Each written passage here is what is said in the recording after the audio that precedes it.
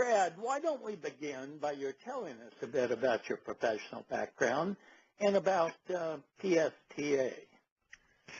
Well, thank you, Doug. I'm really honored to be on this podcast here. I got my start, actually, I always say, genetically, because my father was a professor of transportation and public transit. And so I grew up riding buses, going on vacation, and riding trains and trolleys, and I was a bus for Halloween, not one time, but 2 times in my life. So Now, I tried. a bus for Halloween? Yes. My brother and I. How do you do a bus? Do you have a bus costume? Yeah, as I recall, we got a refrigerator box, and put it on its side, and painted it like the local the bus system in my town in Pennsylvania there.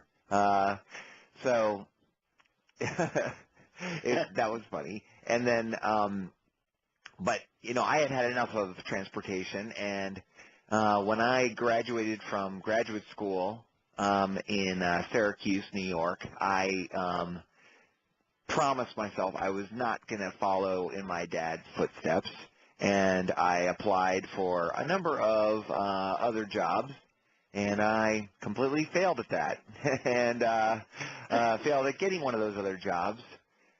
So finally I conceded, and I took an internship at first that turned out into my first planning job with the commuter rail system in Northern Virginia, called a brand new system at the time called the Virginia Railway Express.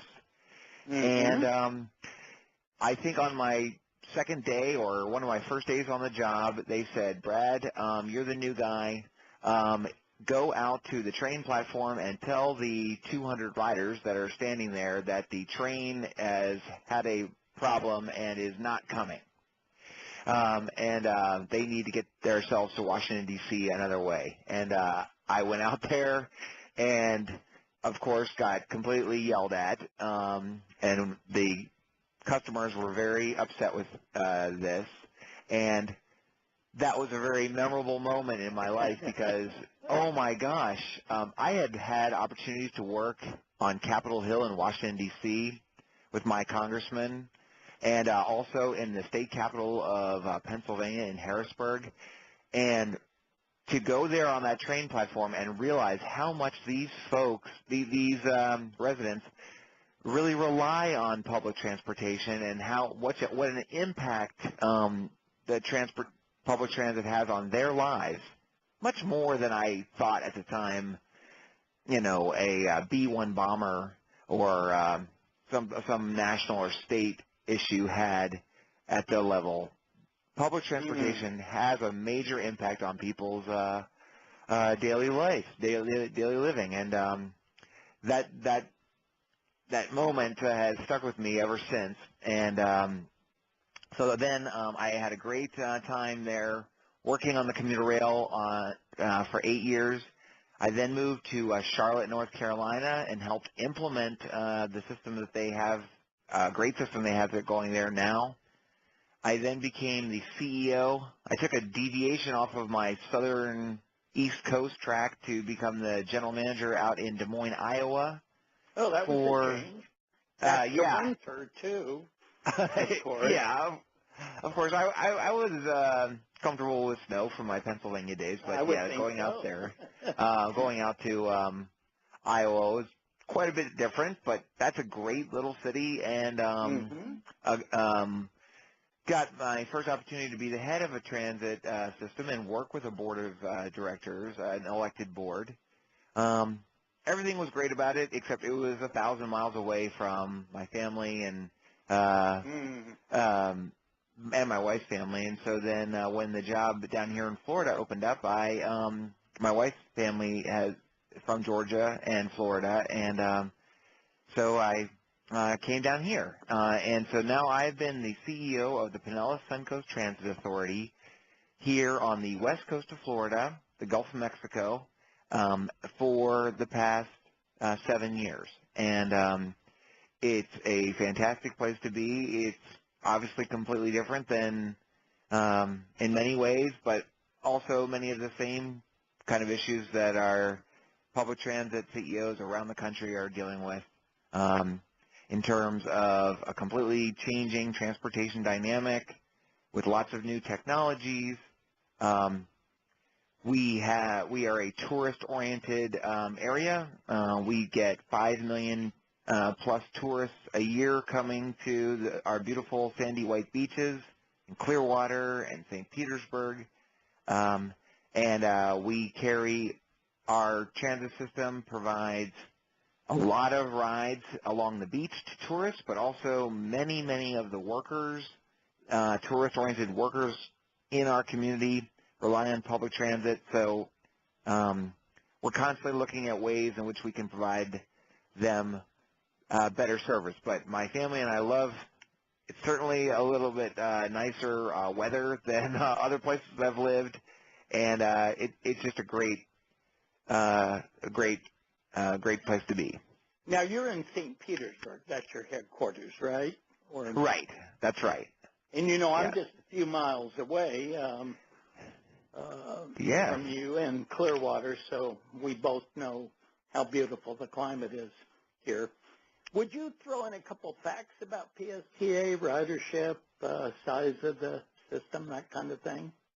Sure. Well, as you know, we are essentially about one half of what is known nationally as the Tampa Bay region of Florida. And we have, my transit system serves Pinellas County, all of Pinellas County, which is Clearwater, St. Petersburg, all of the Gulf of Mexico beach areas of the Tampa Bay area, about 1 million population. We have a fixed route fleet of 210 buses, and an organization of about 610 employees, great employees that are out there working today, and we carry about 40,000 rides a day on our fixed route, and then our paratransit system carries another 1,200 to 1,500 people a day, and that ridership has really been growing on our paratransit as well. We have been. I report to a board of 15 mainly elected officials from around the community, mayors and county commissioners, city council people from lots of small cities along the beach to the bigger cities of St. Petersburg, Clearwater. So that is probably the biggest component of my job, is working with the board, implementing many of the practices I learned from your books and your podcasts and things like that, to help have a very active board that is engaged with the transit system.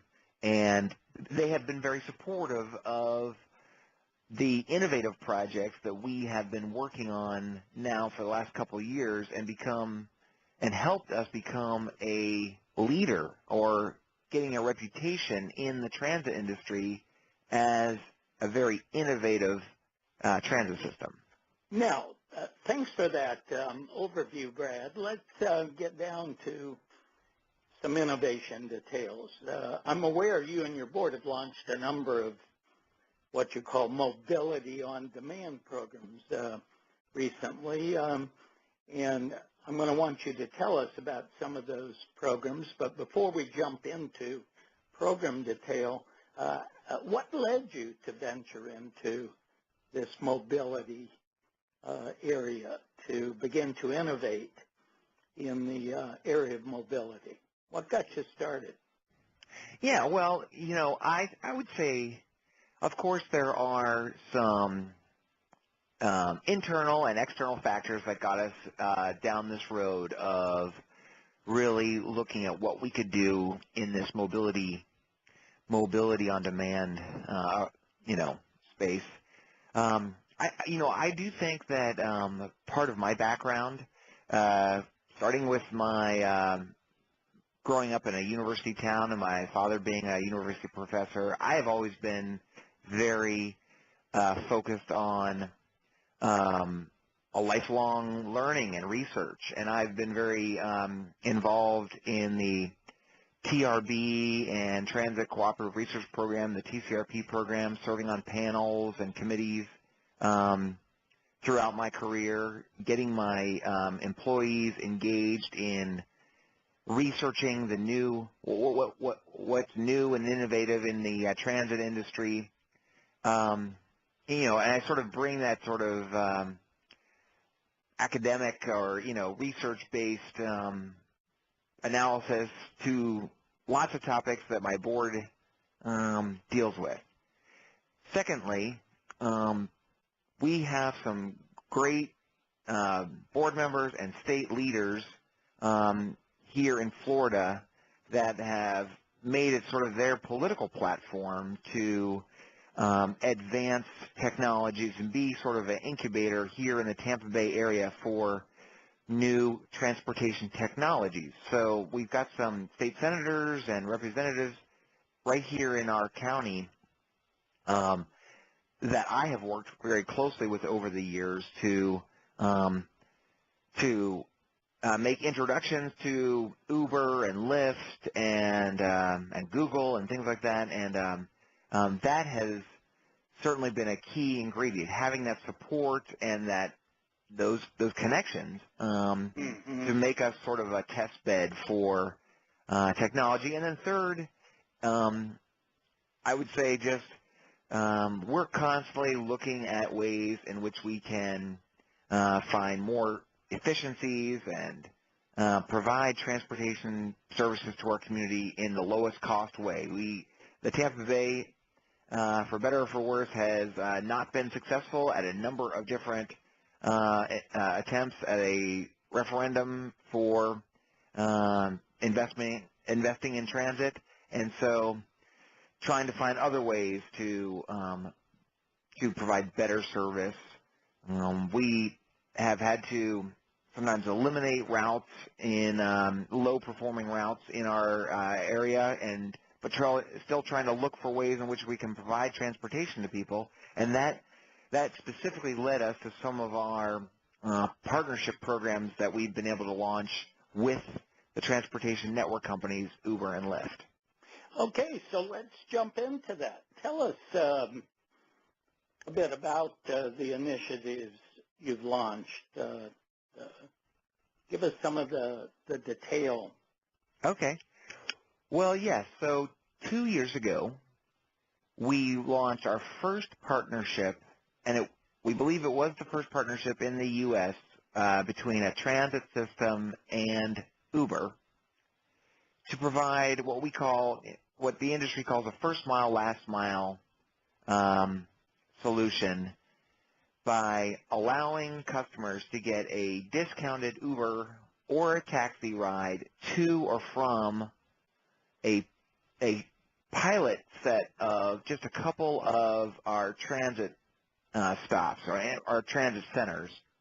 You could take an Uber ride from your house to a transit center and get a $5 discount on that ride. And then the idea would be that, say, you live too far away to walk to the bus stop, but you could get an Uber ride over there and then take the bus to your final destination. What a great idea. Yeah, so it was a good idea. We started off in a very small area of our community and as a pilot in the spring of 2016. It got us great recognition. We did find that it really connected some key job sites that were off the bus line, but now people could take the bus and then take an Uber just the last mile to some job sites. And it really established that partnership or that relationship with Uber that we did not have prior to that. That then led.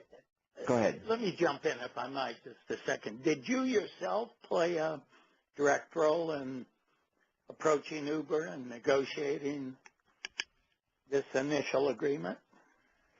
Well, yes. Like I said, I had these contacts with a couple of state legislators, senators, and representatives, and they approached me and said, "Hey, let's see if we can do a partnership."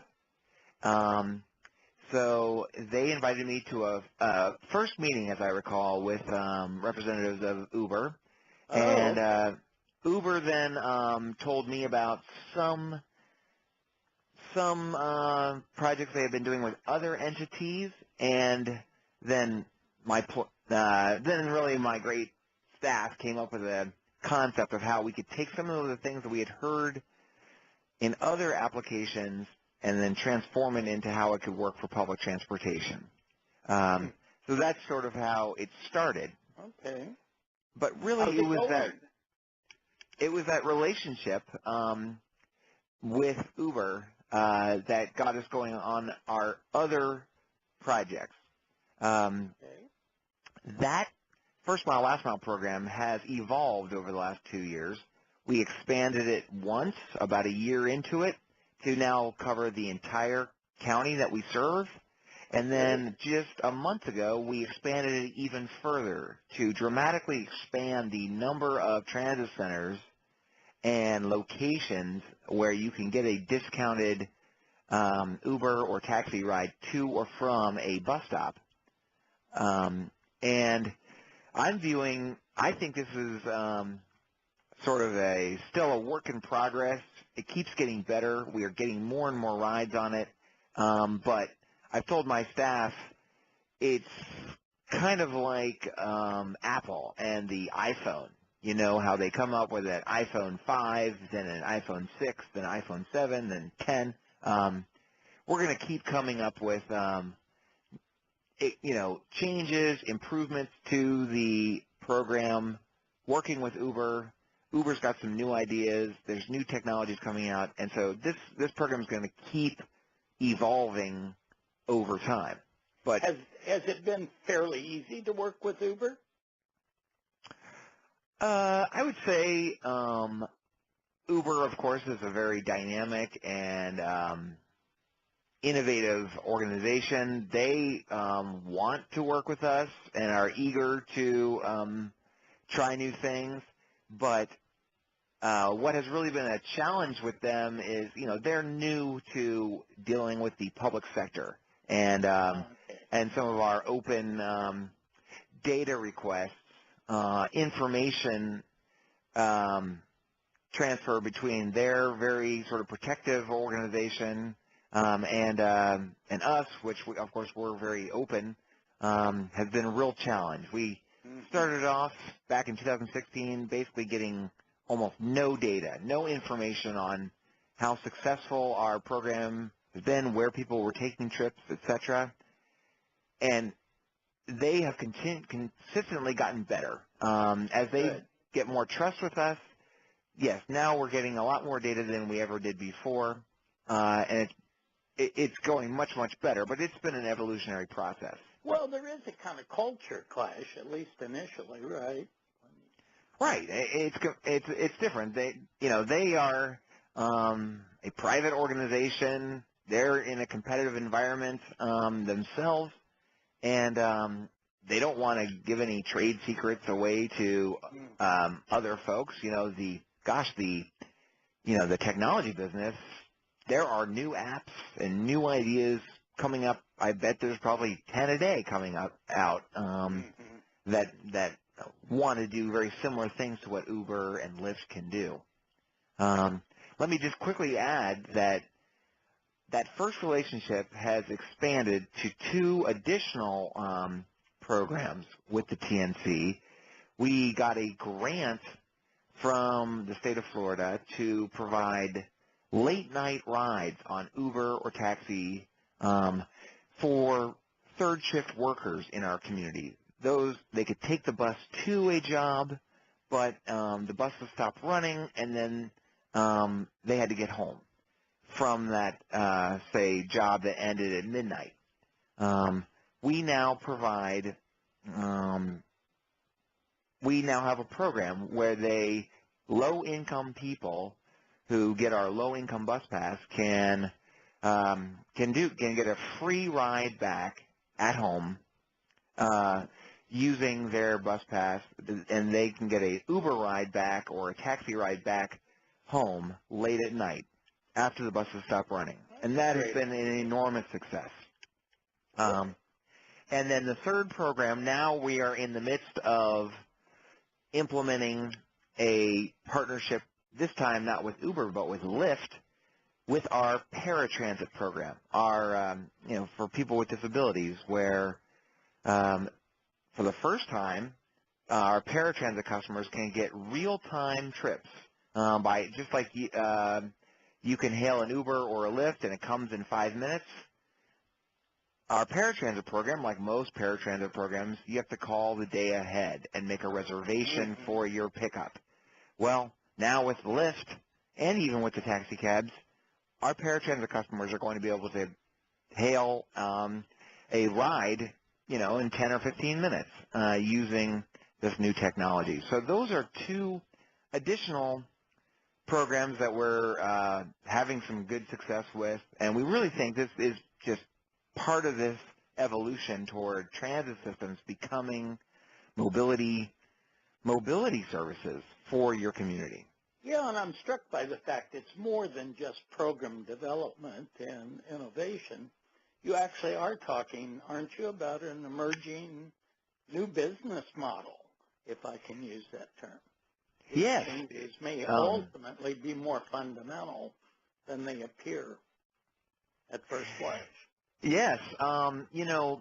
What I have noticed in going to APTA conferences, in hearing the great podcast that you had with the president of APTA and Nat and the chair of APTA this year, Nat Ford and Paul Skatelis, talk exactly what I completely agree with what they said about how the transit industry and the transportation industry really needs to evolve into this new mobility paradigm, that we're no longer going to just be a bus company or a rail company, but we need to evolve with the changing technology, where folks are going to work from home some days. They're going to take a bike share.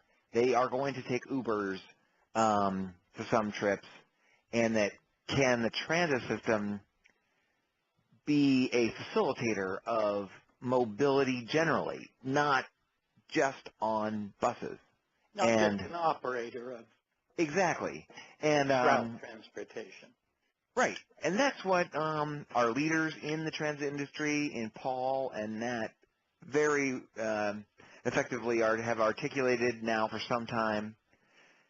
What I'm finding as the CEO of a transit system on the ground is, like you say, it's frankly a real challenge. It's very exciting, but it's a real challenge to actually transform the transit agency, that this becomes not just a pilot program that, say, is maybe handled in one person or in one sector of the organization, but this really changes the DNA of our organization, and it involves that term.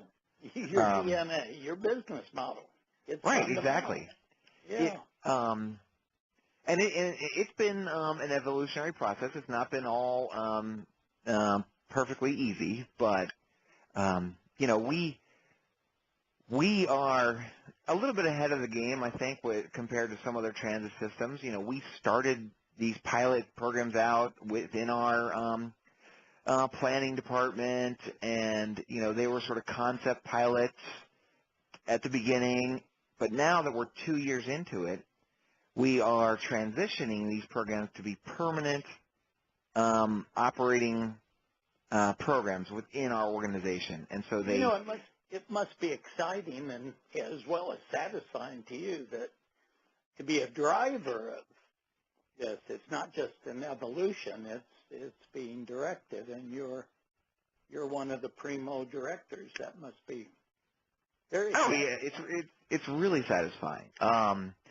You know, what I've really tried to work with our staff is that in telling them is we are all learning exactly how to do this, and like I gave that example with the iPhone constantly evolving. That's what I tell them. It's okay if we don't get it right the first time, because we will learn today something that will help us make it better tomorrow. And that has certainly helped. It's important, I think, for the CEO of the organization, the board, to show leadership that these programs are important to our future. I've got, like every transit system has, some really great employees that have spent some time here. I've got folks that have worked here for 30 years that are very good at running a bus operation, and they know how a fixed route bus system needs to work to effectively carry 40,000 rides a day and make customers happy. It's important if this is just a pilot program that is sort of in only one part of the organization. Folks are going to question whether, if I spend time on this first mile, last mile program, is that going to really advance my career? Isn't the bread and butter of my job to make the buses run on time? Yes, but this is also important. This is where we're going. We are moving toward this mobility as a service program for the whole organization. So, and our board, I've worked with our board to understand it's not going to be perfect. Like, we've had a lot of debates at the board. Some board members get upset when Uber doesn't provide every little bit of data that they want. But I've worked with them, and like I said, we've gotten more and more information from Uber, and the board has been satisfied with that. Importance and providing that leadership direction is very, very key. And last, I think, is the key for me and my organization to value the ideas of every employee that is working on this. I encourage my folks, hey, download the Lyft app. Take a ride yourself. See if you can use the program that our transit agency, PSTA, has launched. I tell the story that I was out at a bus stop one day, and there were some other passengers who had just missed their bus. Their bus had pulled away, and they ran up to the stop, and they were very upset that they had missed their bus. And I am this, great CEO. I've got this great, cool, new, innovative program. And I said to them, "Oh, don't worry. I've got the solution for you. I'm going to get you an Uber ride, and you can take the Uber to the next transit center down the road, and you can catch your bus. Hold on. Let me help you." And I tried to do it, and I tried to set it up, and I had some problems. I just couldn't do it fast enough, and they didn't know anything about it, and they didn't want my help anyway, but I failed them. And so I came back in. I walked into my office, and I went right into the planning department, and I said, this has some challenges. This is too hard for many of our folks to use. Let's see if we can come up with a better, easier system. And, and I'm really grateful to them. They did. And that's what we just launched, an easier version of the same sort of concept. And I think we'll continue to evolve it, that this idea that we're all interested in advancing this. We are sort of on the cutting edge of transportation, and nobody has the perfect solution. So any idea that you have is worthwhile.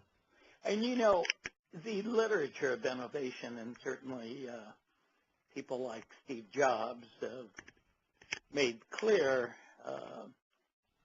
if you're seriously innovating, you're going to have bugs. Nothing works perfectly, and you're going to have to work them out.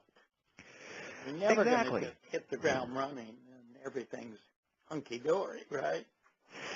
Right, exactly. And, you know, I know that's one thing for Steve Jobs or for, you know, Bill Gates and the technology business. It's a different thing for a public sector organization like a transit system. And I know that, Doug, your focus, a lot of your focus was on the relationship with the board and the CEO. And so obviously it's very important for me to have a good relationship, a good communications system set up with my board so that they understand that when bugs happen or when we need to adjust the program, that they can be supportive of that, that they understand that this is a work in progress. And I'm really thankful they've been in for your that. corner on this, Brad, right? From